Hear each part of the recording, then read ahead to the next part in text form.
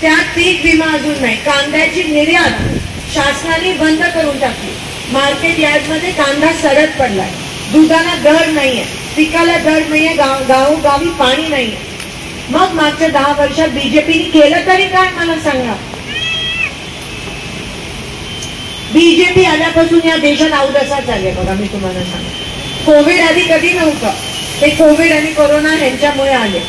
त्यात पण त्यांनी अशा गोष्टी आपल्याला घ्यायला सांगितल्या ज्याचे आता दुष्परिणाम होत आहेत स्वतःच्या फायद्यासाठी.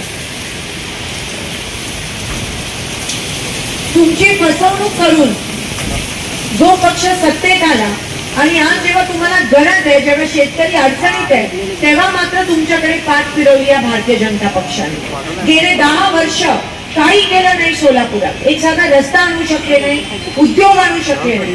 शेवटचा उद्योग जो सोलापुरात आला तो NTPCचा होता. हे लोक एवढे थाटामाटात आले.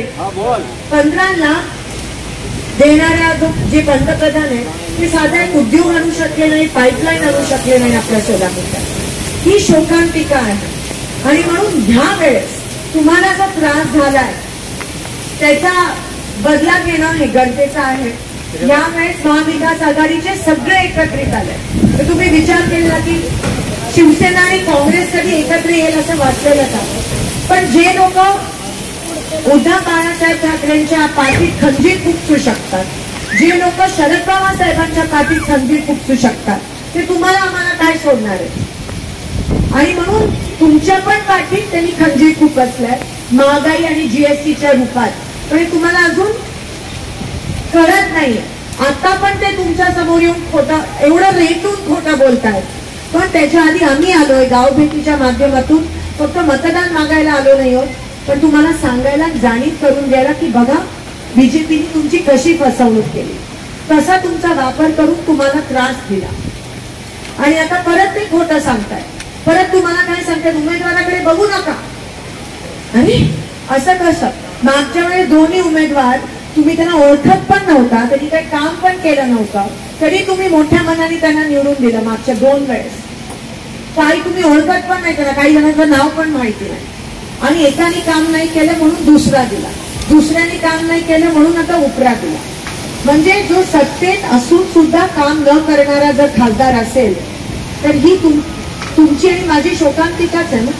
हे तुमचा अपमानच आहे की ज्यांना तुम्ही विश्वासाने निवडून देता तो साधा 5 वर्ष पण काम करू शकत नाही आणि त्यांच्याच पक्षाने त्यांना बदलावं लागतं. एकदा नाही 3दा असं झालं. 3दा तुमच्या सोबत खेळी खेळण्यात आली. अजून तुम्ही किती सहन करणार? अजून किती स्वतःचा अपमान करून घेणार? अजून किती स्वतःच्या पायावर कुऱ्हाड मारून घेणार? आम्ही सगळे आहोत. मी 15 वर्ष आमदार आहे. मी काम करते, मी दुसरं काही करत नाही. मी राजकारणात धर्म जातपात आणत नाही. कामामुळे लोकांनी निवडून दिलं आणि मी राजकारणात सत्तेसाठी आणि टक्केवारीसाठी आली नाही.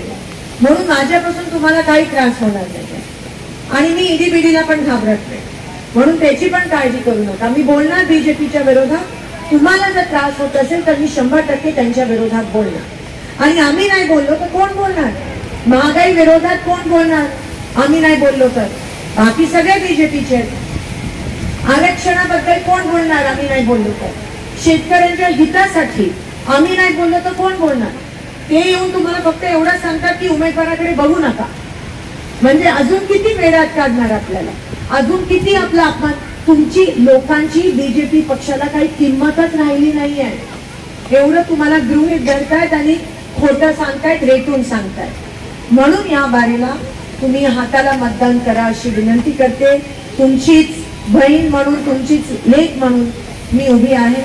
एक वेळेस ही लढाई माझ्या सोबत लढा. पुढची सगळी लढाई मी तुमच्यासाठी समर्थपणे एकटी लढायला तयार.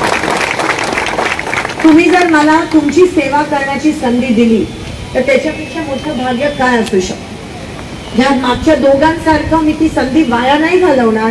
त्या संधीचं सोनं करेन. आणि शेवटी निवडणूक जरी माझी असली तरी विजय तुमचा झाला पाहिजे हे कधीच विसरू नका. लोकशाही अजून जिवंत आहे.